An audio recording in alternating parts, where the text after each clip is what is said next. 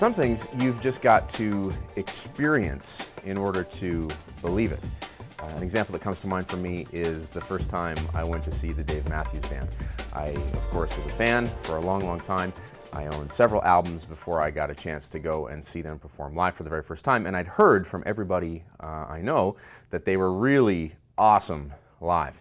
And I was like, yeah, sure, of course, I assume they're awesome live. I'd heard some live records. This is before, I'm dating myself here a little bit, before YouTube was ubiquitous and you could just hop online and watch a live performance anytime you wanted to. So the first time I got to go and see Dave Matthews Band live, it blew my mind. I mean, these guys were incredible. Another example, this is for my wife. She, unfortunately, married into a football family. And so she's had to learn to love football. And for many years, I was trying to help her get to that point.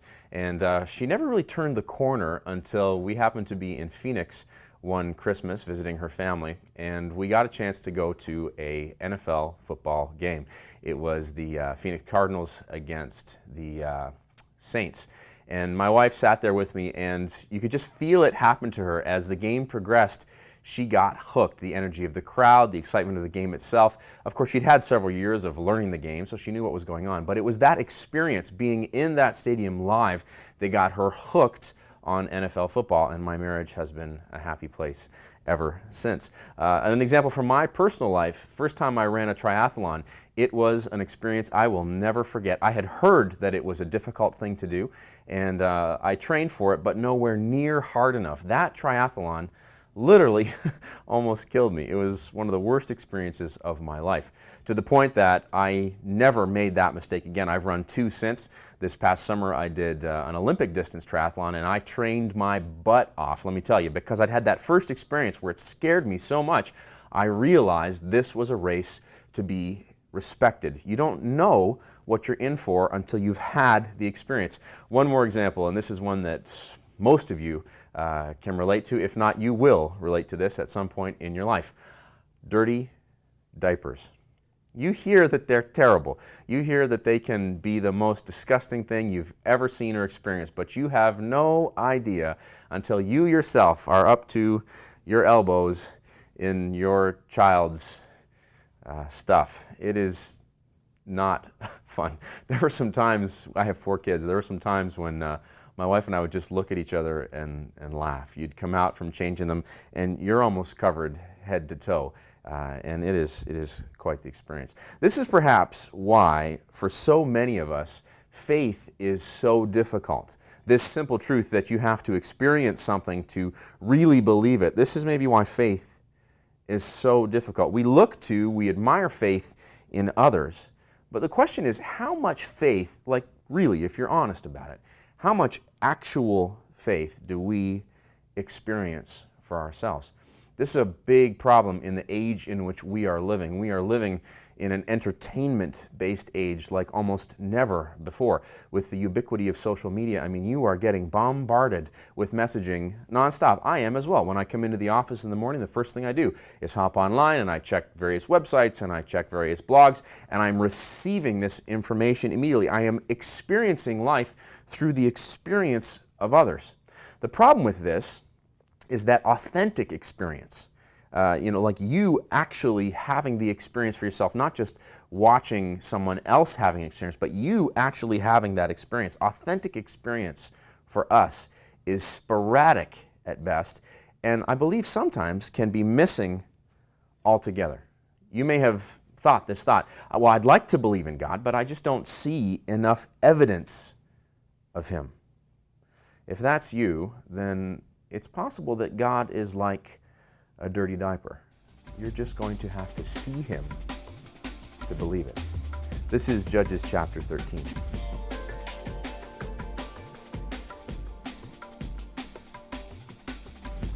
We're dealing with very familiar themes here right off the top of chapter 13. Look at verse 1. Again, the children of Israel did evil in the sight of the Lord, and the Lord delivered them into the hand of the Philistines for 40 years. It's interesting that the word again appears, like the author is saying, here we go again. Again they did evil, and again they suffered the consequences. As a result of them committing sin for 40 years, God delivered them into the hands of the Philistines. This is an example of the sin and consequences loop. And I want to just say that there's a chance that you might be stuck in that loop. I know that myself, I go through that at various points in my life where I find myself just in a pattern, a habit, if you will, of what is ultimately destructive behavior. You sin and you suffer the consequences of it. If that's you, I just want to encourage you by saying, first, you are not the only one. Okay? You have a tendency when you're stuck in that destructive cycle to begin thinking like you're the worst person who ever lived. You're the only one who struggles in this way. It's simply not true. We see here in the Bible that the entire nation of Israel was guilty of doing this over and over and over again. If it was true of them, it is true of us. You are not the worst person ever. Secondly, if you're stuck in that sin and consequences loop, just stop it, right? Stop it. It's unhealthy. Okay, let's think gluttony, for example. It's a sin that no one's going to get up in arms about. If you are dealing with that sin, what's the consequence of gluttony? Obesity. What's the outworking of obesity? Poor health. Okay, it's bad for you. So one, you're not the worst person ever. Stop beating yourself up about it. And two, stop it. Well, it's all fine and good to say that, Todd. Stop it. But how do I stop sinning? The only way to begin the process of stopping sinning is for you to experience life with God, as opposed to you continuing to live on your own. What does life on your own look like? You know this from your own experience, but think about it for a second. What does life on your own look like? Chances are it looks like despair and dreams unfulfilled. Back to the text, verse 2. And his wife was barren. Now there was a certain man from Zorah of the family of the Danites, whose name was Manoah, and his wife was barren and had no children. It's interesting that we never learn the name of Manoah's wife. She's just referred to as his wife throughout this entire story. I found myself feeling a little badly for her as I wrote this sermon for you. His wife, this guy Manoah had a wife, and she was barren. If you've spent any time studying the Bible, you know that barrenness in the Old Testament is almost synonymous with being cursed. Okay, for people in that age of the world, having a large family was really the key to longevity, because the society at that time was largely agrarian, to the point that we can't even relate to it. Almost everybody had to work the land to some degree in order to survive. And so therefore, just like it was in the founding of our nations 40, 50, 60, 70 years ago, we were all farming families. And farming families are what kind of families? They are big families. Why? Because many hands makes light work. So if you were a woman in this age of the world and you were childless, you were considered to be cursed. This is a familiar motif in the Bible. We see this in Abraham and Sarah's story. It occurs again with Elkanah and Hannah. They were the parents of Samuel the prophet. Again, it comes in with Zechariah and his wife Elizabeth, who were the parents of John the Baptist. And here we see the motif again with Manoah and his wife. To be barren is to be cursed. The question for you is, have you ever felt cursed? I have felt cursed. It sounds melodramatic, but when you're going through life and you're trying and you're trying and you're trying and you're trying and nothing ever seems to work out, what do you begin thinking? Why me? Is there something wrong with me? What have I done to deserve this? Okay, you begin feeling cursed. If that's you, if you feel like the odds are always stacked against you, like you can never catch a break, I have very good news for you as a result of this story today. God is in the business of turning lives like yours around. Look at verse 3. And the angel of the Lord appeared to the woman and said to her, the angel of the Lord appeared. Now, there's always debate when you're reading the commentaries when it comes to an angel of the Lord appearing in Scripture. We're trying to figure out whether it's God himself or whether it's just an angel, because it matters. If it's God himself, we can get confused.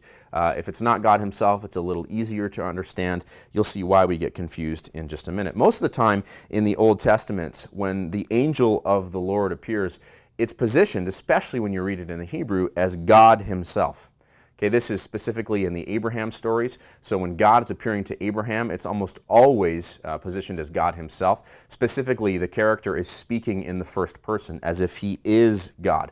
When God appears to Hagar as part of the Abraham story, he speaks in the first person. This also happens with Moses in Exodus chapter 3. When God appears to him, it's God himself appearing to him. These would be the stories that Manoah and his wife would have been familiar with. We need to keep in mind, sometimes when we read the Bible, we assume that the characters we're reading about had the Bible in the way in which we had the Bible. They didn't. Okay, these characters, Manoah and his wife, they lived approximately 500 years before the Old Testament, as we know it today, even began to be assembled. Yes, we believe that some of the writings existed when they were alive. They were beginning to be written. Some had already been written. But, I mean, the best we can tell, the Bible as it exists, the Old Testament as it exists, wasn't really assembled until 500 years after this story happened. So for Manoah and his wife, I just want to emphasize that they would have been having here a very visceral and basic experience with God. They did not have the Bible to fall back on. They did not have hundreds of years of biblical scholarship and history and archaeological work to fall back on. For them, this is a very visceral, almost miraculous, magical, supernatural experience, and we can learn from this.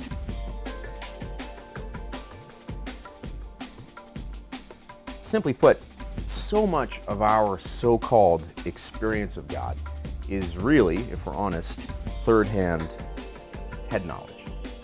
Okay, our experience of God often can be reduced to something we heard somebody say about sometime, right? That really is our experience. Have you ever experienced a miracle for yourself? I can't say I've ever experienced like a true, blow-your-mind, Africa-caliber miracle. What do I mean Africa caliber? Well, because it seems like all the miracles happen in the third world, right? You hear from somebody about something that happened sometime. The point for us is this, and it's a hard one, that we will have no breakthrough in our lives until we viscerally experience God for ourselves. Okay, hear me on that. We will have no breakthrough in our lives until we viscerally experience God for ourselves. You could say this entire sermon is a commercial for having a charismatic experience. Look at verse 3. The angel of the Lord appeared to the woman and said to her, "Indeed, now you are barren, and you have borne no children, but you shall conceive and bear a son." That sentence needs to impact you. You're barren. You are cursed, but you shall conceive and bear a son. He is promising her rags to riches. Right? When she heard those words, barren to firstborn son, this is like her, winning the Powerball. Did you hear about this guy in South Carolina that won $400 million? What a moment, right? Can you imagine? You have that ticket and you just bought it on a whim. Apparently he was just going to pick up some eggs and saw that it was a high jackpot. He never buys lottery tickets. He said, just add one of those. And then the next day finds out he won $400 million. I mean, it's that kind of moment. It is completely and utterly life-changing. You are barren, you will have a son. This is a 100% turnaround. This is what happens to people when they meet God. Now, I know that many of you watching this will be naturally skeptical right now. You'll think, yeah, right. That's what everybody says, right? Somebody meets God, they experience a 100% turnaround. Okay, but the question for you, my skeptical friend, and it's good to be skeptical. I am skeptical. As I write this, I'm thinking, well, how often is that really true? Well, how often do you hear the same story from someone? Ask anyone who calls themselves a Christian, and they will tell you inevitably, I was like this, I met Jesus, now I'm like that. This is the same story repeated over and over and over again, with, varying degrees of intensity, right? Not everybody was a drug-addicted, wife beater. Okay, there are some men who were drug-addicted wife beaters. They met Jesus, they repented. Now they love their wives, they have a stable job, they raise their families. Jesus is in the business of turning lives around. Now sometimes that change is instant. There are people who meet God, and boom, they are instantly changed. They are never the same as they were before they had that transcendent experience. Sometimes the desire for change is instant. Right? You have that experience with God and something in you clicks and you want to begin to change. And then that change comes slowly over time as you do the work of learning to be righteous. To be righteous means simply to do the right thing in any given situation. Did you hear that? Sometimes it's instant. Sometimes the desire for change is instant, and then it comes gradually over time. Either way, the story of the Bible and the story of billions, yes, with a B, the story of billions of Christians worldwide is that you will never be the same after encountering God for real. Now you should be thinking, well, how do I know if I've encountered God for real? One of the key signs that you've encountered God for real is the urge to tell somebody. Look at verse 6. So the woman came and told her husband.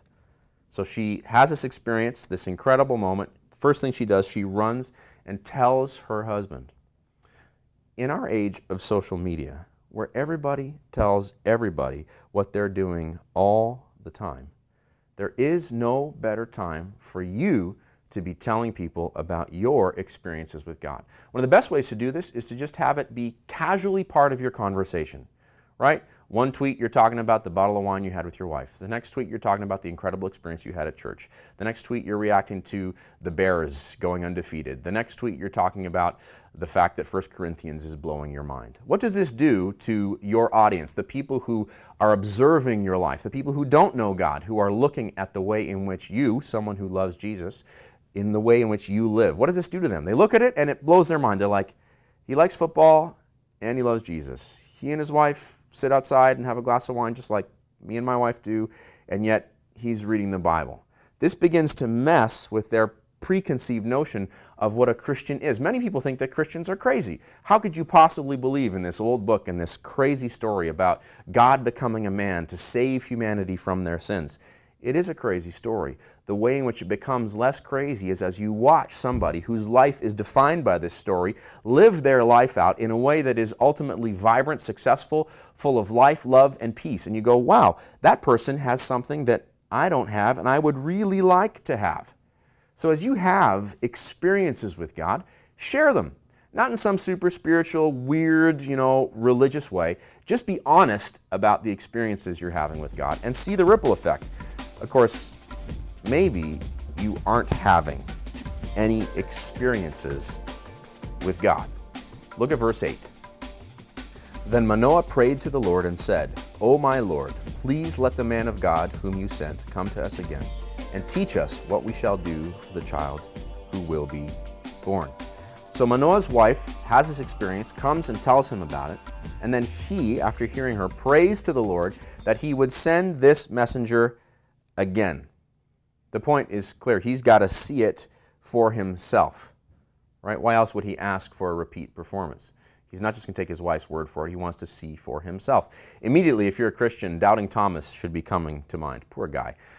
His story is recorded in John chapter 20. This is after the resurrection of Jesus. The disciples are celebrating this. They come and they tell Thomas, who didn't happen to be there to see him the first time, that Jesus had risen from the dead. And Thomas says, look, I'll believe it when I see it, right? I got to touch the nail marks.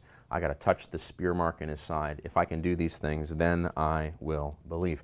Of course, you know the story. Jesus shows up. He lets Thomas touch him, and Thomas believes. And Jesus says, blessed are those who, having not seen, believe. And Thomas, of course, has become a byword for those who doubt.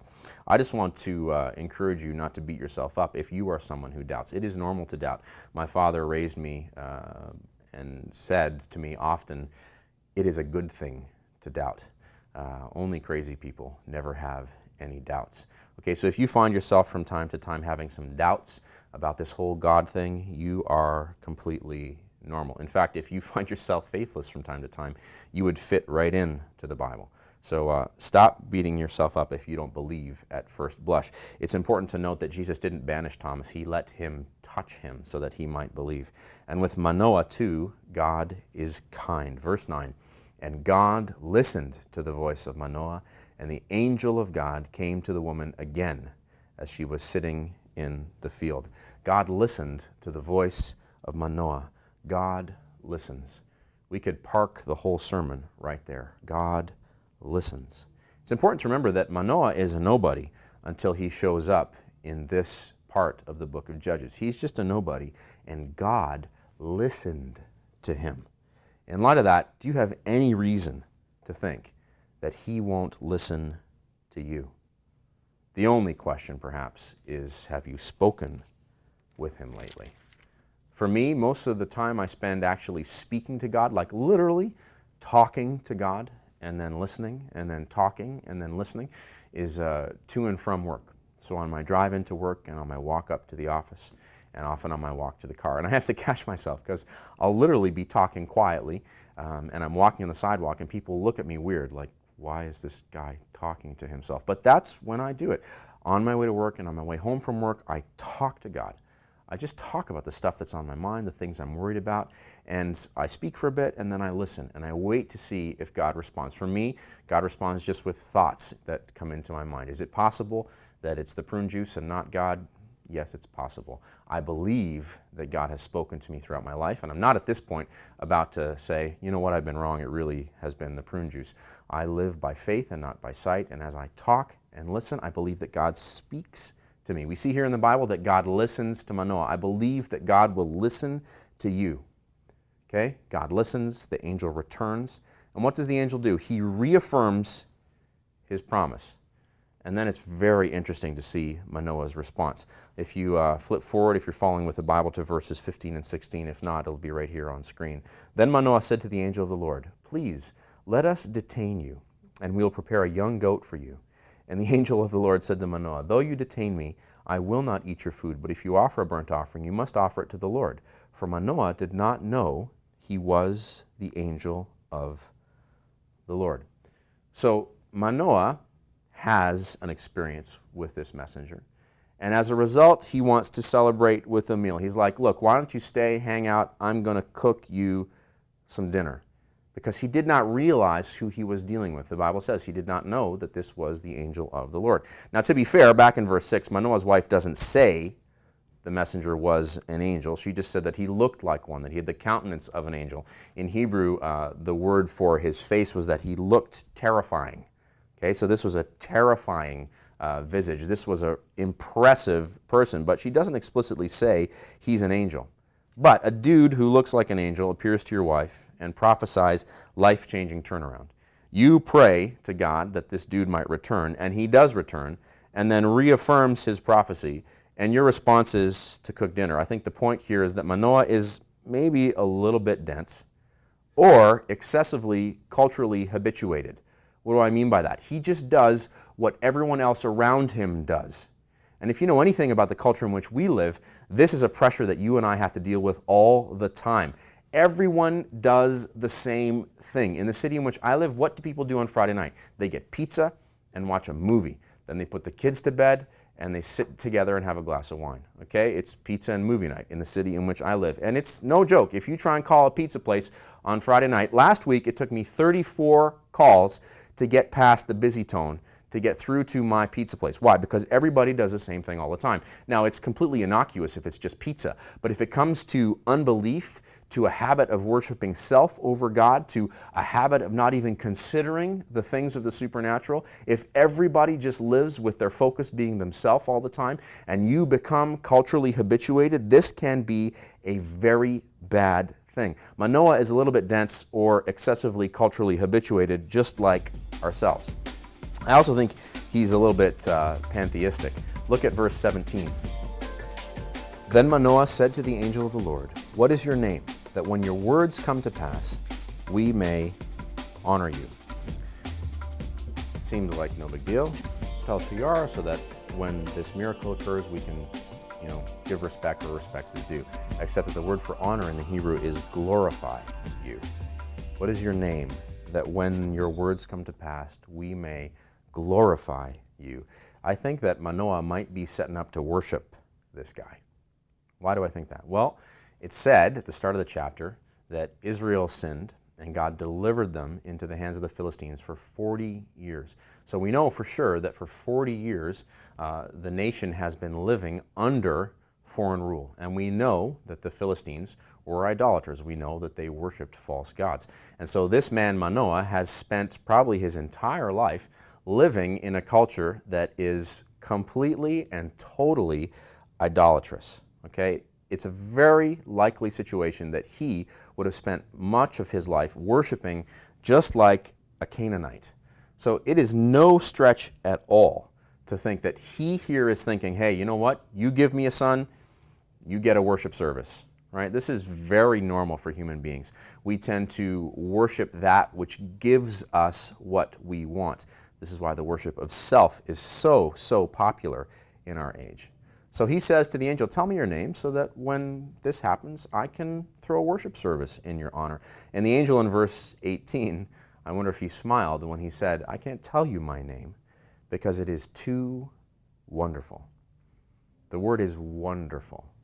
Some translations translate it secret, but the actual word in Hebrew is wonderful. And at this point, every Christian worth their salt is hearing Handel quote the prophets, wonderful counselor, the mighty God, the everlasting Father, the Prince of Peace. Some commentators go so far from this one word to suggest that this is a pre-incarnate Jesus here meeting with Manoah. The point for us is that Manoah is clearly a numbskull, idol-worshiping, self-interested dolt, just like me and you. It's going to take a miracle to set us straight, and a smart wife. Let's look at verses 19 through to 25. So Manoah took the young goat with the grain offering and offered it upon the rock to the Lord. And he did a wondrous thing while Manoah and his wife looked on. It happened as the flame went up toward heaven from the altar, that the angel of the Lord ascended in the flame of the altar. When Manoah and his wife saw this, they fell on their faces to the ground. When the angel of the Lord appeared to them no more, then Manoah knew that it was the angel of the Lord. And Manoah said to his wife, we shall surely die, because we have seen God. But his wife, God bless her, said to him, if the Lord had desired to kill us, he would not have accepted a burnt offering and a grain offering from our hands, nor would he have shown us all these things, nor would he have told us such things as these at this time. So the woman bore a son and called his name Samson, and the child grew, and the Lord blessed him, and the Spirit of the Lord began to move. As Manoah is offering up this burnt offering, the angel ascends in the flame of fire. And Manoah and his wife react as any of us would react, seeing something that incredible. They fall on their faces. And it's almost like they're waiting with bated breath to see if he'll come back. And when he doesn't come back, then Manoah knew that it was the angel of the Lord. It took a while for Manoah to believe, but eventually he got there. Then Manoah knew. The point is this: belief will blossom in your heart or in the hearts of someone you love and are praying for. Belief will blossom. It will happen. Even Manoah, this guy who really doesn't know better, he's grown up in a completely idolatrous society. He's had this incredible experience. We need to not beat him up, perhaps, as much as I've beat him up so far. He really didn't know better. Belief eventually happened for him.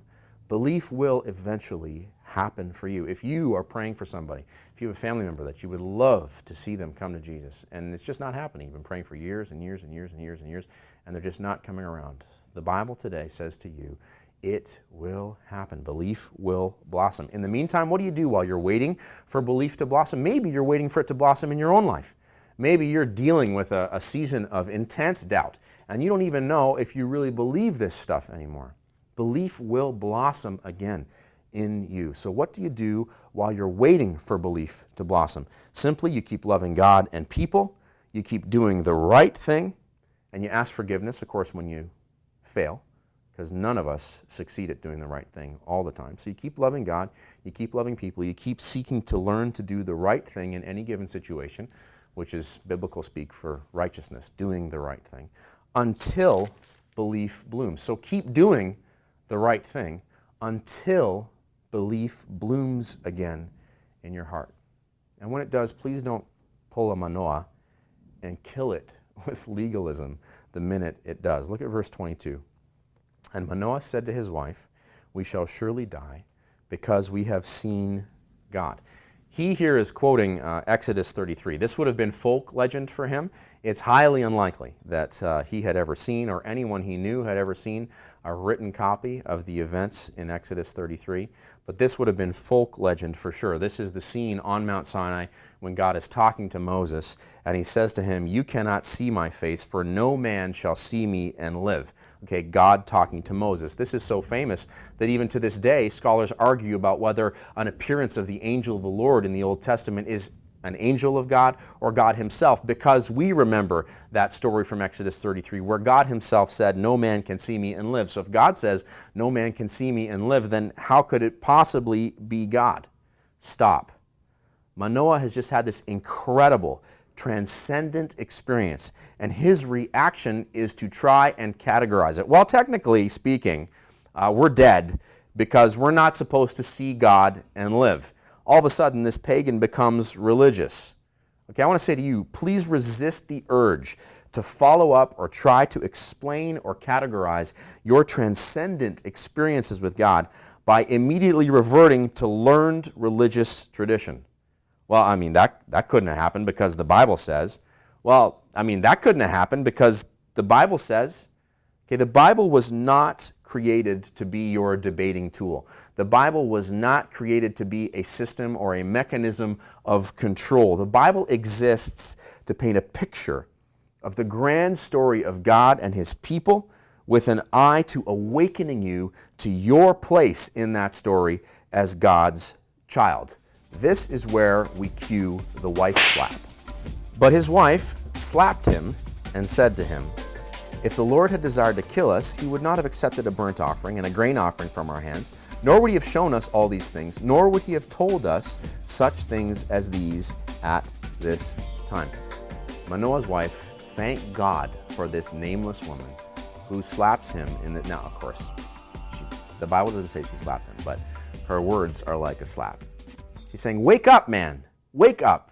You think God would show us all this stuff just to kill us now? This burnt offering, okay, do you think he would have let us offer this burnt offering to him if the whole point was for him to kill us? How does a burnt offering apply to your life? Well, a burnt offering for them would have been an act of service. It would have been an act of worship. Okay, so every act of service, every selfless deed you have ever committed, and regardless of how good or bad a person you are, you have done some good things, right? You have committed some selfless acts of service in your life. Every single one of those.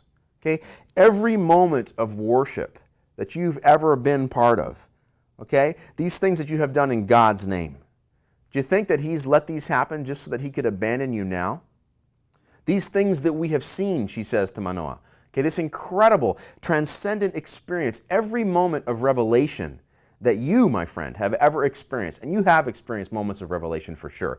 I've experienced maybe 4 or 5 in my entire life. For sure, you have had those moments where it clicks for you, where your eyes are opened, where you see life as it truly is, where God makes himself real to you in a way that you simply cannot deny. Every moment of revelation you have ever experienced. Do you think you've had those moments of revelation just so that God could abandon you now? And these things that he spoke to us, okay, the promise that this angel gave to us, Manoah. Do you think he gave us his promise just so that God could kill us now? Think, man, it's absurd.